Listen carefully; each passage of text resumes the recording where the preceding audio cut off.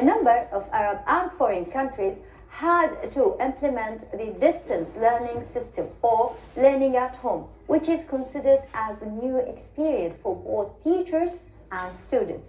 How can we make the distance learning effective and motivating for students? We will know all about that with our guest here in the studio, Dr. Ahmed Al-Hanyan, Dean College of Business Studies, Associate Professor in Computer Information Systems. Welcome to the studio, Dr. Ahmed, and you are shining it up. Thank you. Welcome. Good morning. Dr. Ahmed, our viewers, one of the really closest friend of mine since a long time ago.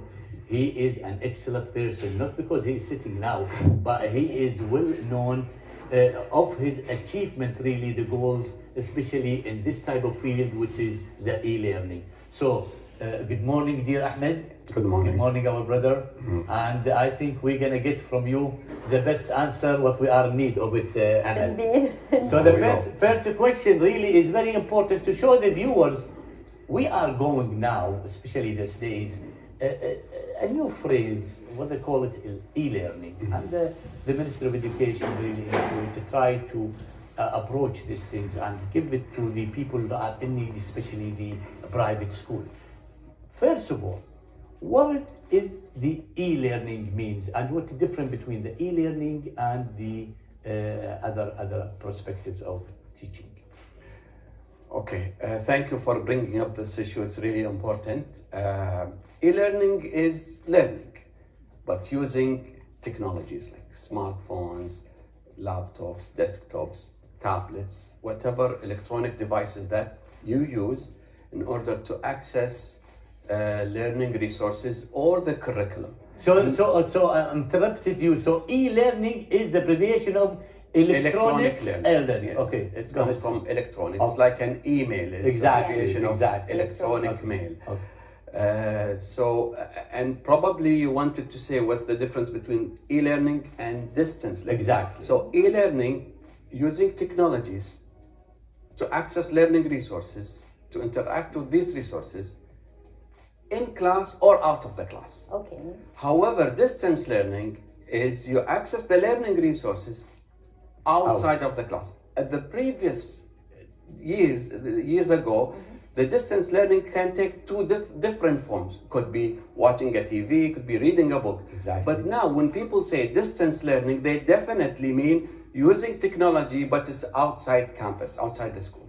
And that, I think And actually that's what's happening now. When they say e-learning, they mean distance learning because students are not allowed to access the campuses or schools. Doctor, before we go into the second question, really, I would just remember in 1976, the first time we went to the States, there was the beginning of really using the distance learning. And we had it in our university a long time ago. That's mean 76 is almost like 40 or almost 50 years, almost like this. So it is not a new thing, it is an old thing, but the application and implementation of it is a new to Kuwait. Because of the emergence of technologies and communication. Okay. Yes. At that time, there was no such technology. Exactly. So, Doctor, how important is e-learning nowadays? We know that a lot of students all over the globe, and we are talking about students not just in the early years, we are talking about the college students and the high school students, everybody down there. How important is the e-learning, distance learning, the technology learning, is it for them nowadays? Of course, it is important. I mean, now we are sitting home, students are sitting home for probably 4 months. Yes. And I believe it is important for students to access the learning resources that is related to the course, related to the topic. Now, managing these resources is really important. Yes. What I mean by managing, we need the faculty member, the instructor, the teacher to be able and is ready, have the readiness to communicate with the students through managing these educational resources. These resources are available everywhere. Any students, you are parents, whatever they have kids, they have younger students, they can tell them to go to the website, some educational resources, some YouTube, whatever. Yes.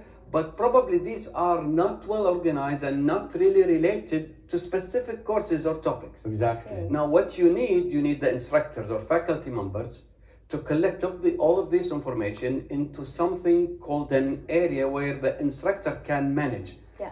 That's what is called learning management system, Exactly. which is actually, it's a portal or a Yes. platform Yes. where the instructor can communicate with the students. Let's say I have 30 students in my class. So everybody will log in, the instructor logs in and upload the files, whether exercises, whether videos, and the students, when they log in, they see everything. They can meet at a certain time, let's say 10 o'clock, everybody logs in.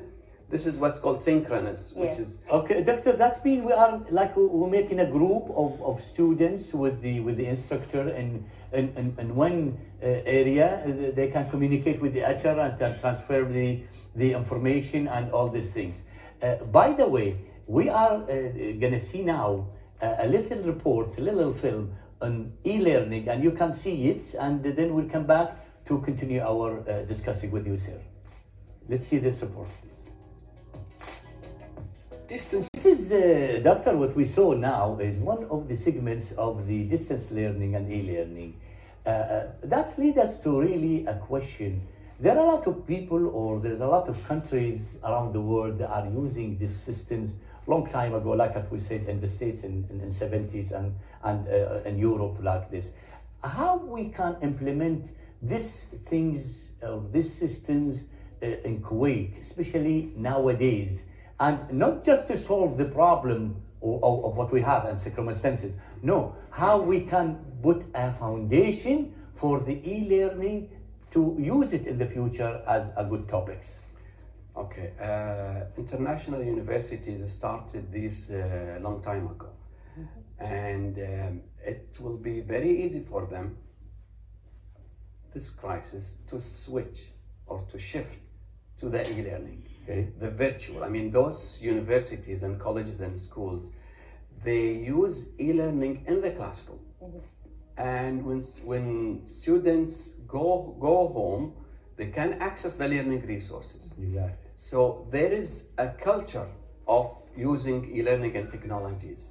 So now with the crisis, shifting to the totally being out of the school, it's very simple Exactly. and easy. Exactly. It's just few issues related to what should we teach online and what should we not teach. Exactly. What about laboratories? What about exams? So some of them, well, exams we can postpone it for later. Yeah. And let's focus on exercises more than exams, the way. Let's implement what is called video conferencing. Exactly. And all of this creates an important culture that students will depend on the self-learning. Yes. And self-learning means students, when they graduate, they become active and they have the knowledge, not only the information that they receive, but the culture. So they will be better citizens. Can we, doctor, actually, can we do it and can we implement it now in Kuwait? Do we have really the basic to do it? Okay, now in Frankly, Kuwait, you know. frankly, Yes. in Kuwait we have too many institutions. I mean, Yes. you talk about a Ministry of Education, schools, different levels. You have private schools.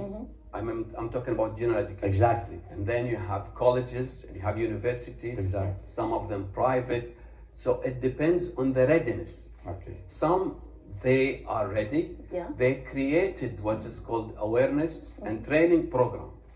So switching to online will be easy. Some, it's like initiatives. Few interact with their students with using different applications. There are too many applications, learning management Yes. system. Even some of them, they use the communication tools such as WhatsApp. Exactly. Okay, Doctor, They create groups and they send learning material. But again, WhatsApp, Instagram, and social media Yes. learning, this is not in a closed loop. You don't know who read, Exactly. understood. You don't know. But it's a It's good a- way it's a way. to communicate. But the best way is to meet through a classroom outside the class, which is the learning management system. Doctor, let's be honest. A lot of institutes nowadays have established their own platforms, and they are starting. If we went to the social media, there is live streaming, and people are participating. Even if someone wants to answer, the live stream would just include around up to 6 persons per stream. So how about the e-learning? Like, the new generation is easy and up to that, and the technology is all over us. We know that a lot of social media really started, as you said, WhatsApp or whatever, like Instagram, like if we say Twitter and all of that. They are doing those learning, private institutions with private platforms. They are giving lessons and they are giving courses in a lot of like human resources, a lot of the, let's say, the arts subjects, not the ones that need laboratories or mechanical things that would use. So how about it? Does it really affect us now? Everybody is ready. What's the delay for? Again, there are too many social issues relating to digital equity. I mean, do everybody own a computer? Will the mobile be enough and good device to meet and probably work with groups in terms of video conferencing? What about the sound? What about, so there are some cultural issues, especially the kids. I mean, what about the parents? Are they ready to receive, to set up? I mean, we've seen some videos here and there where students play and chat, and because especially the young students, you cannot control them. But with parents, yes, you can. Now, the parents, are they ready? Yeah. This is bring us to a question, really, doctor. Is the parents are ready? I'm taking it from your mouth, you know, because Amal, we know that parents, they will try to do something, but they don't know. Yes. So I think this is a mission. But we are capable of learning. Like I have kids. I have like in colleges and I have in high school, and I am willing to give it a try.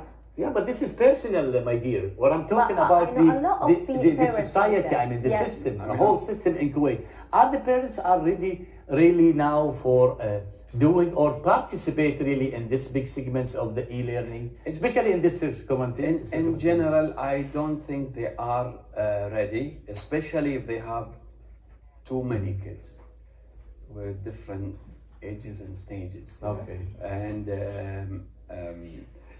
but again, I think it is good to have a try. It's a good experience. I mean, although even it will not really achieve the objectives, it is a good practice. Okay. Everybody is trying, especially the private schools. Everybody is trying. But if we talk about the general education, I mean, now everything is closed until hopefully the 4th of August. Exactly. I think 4th of August or 4th of October? 4th of August. It's August. And meanwhile, I mean, the brain will shut down. I mean, 4 months. Okay. It is a good idea for parents to encourage their kids to find really information, a lot of learning resources related to the topic that they are studying. Help them, let them go and learn. There are too many video clips. Although there are some are not. There are a lot of good things available in websites. Doctor, you know, we're gonna come to the conclusion of our interview with you, really, and we wish that we can have a longer time because we do have a lot of questions. But last question, really coming from directly, really from what you talk about, I think, from my point of experience into this type of e-learning, because a long time ago I'm interested in it, I think people now, they are ready to accept new ideas. And Kuwait is really one of the countries in the world, they are accepting new ideas, but they need people who advise them, show them the way. So I think we should start not just for the colleges, we should start from the kindergarten. I think it is the beautiful areas that we can starting from there and build up the foundation for the e-learning in the future. What's your opinion Of about course. this? I mean, I myself encourage using mobile in the classroom for KGs. Now, again, if the general education, elementary, high schools, whatever, they use technology, and there were too many projects in the Ministry of Education to implement such systems. Then when they go to high school, when they go to universities or colleges, they will have no problems at all. Yes. Exactly. That's what I meant. They will ask for learning resources, electronic and communicating with instructors out of the classrooms. This is very important. I think first we should start and implement these systems in a good manner. There has to be a strategic plan. Exactly. It's not just here and there and initiatives here and there. No, there will be a comprehensive, which are too many. There are too many factors to implement the data center, the clouds, and one of the important issue here that we are missing is the Arabic electronic content. Exactly. When I say content, as a references and electronic Arabic educational interactive resources. Yeah. Exactly. What we mean is interactive, because now if we are in a video conference with the kids in grade 3 or 4, yes, they will not listen to the instructor, in a Zoom, whatever application. Exactly. But if we send an application that is related science, English, math, that is fun to learn and to integrated system and to play, then we achieve the goal and objectives of the course itself. Exactly.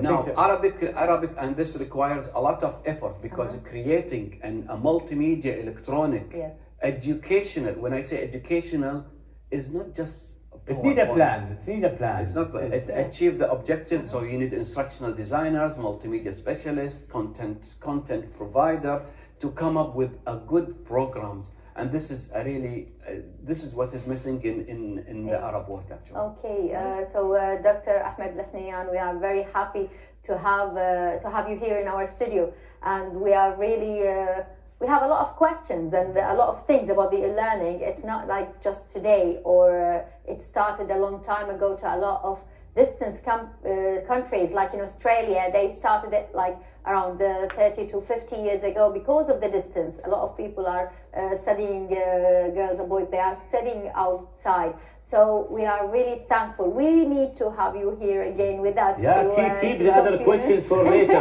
Yes, we will keep them. So let's thank, dear viewers, Dr. Ahmed Al-Hunaiyyan, Dean College of Business Studies, Associate Professor in Computer Information Systems. It is really a hectic time to have some learning. So thank you again, Doctor, and you're welcome to come here again. Thank you, Habibi, for everything, and I think it's a pleasure and an honor to have you today as a guest in our episode. Thank you, our viewers, and let's have a little break and come back.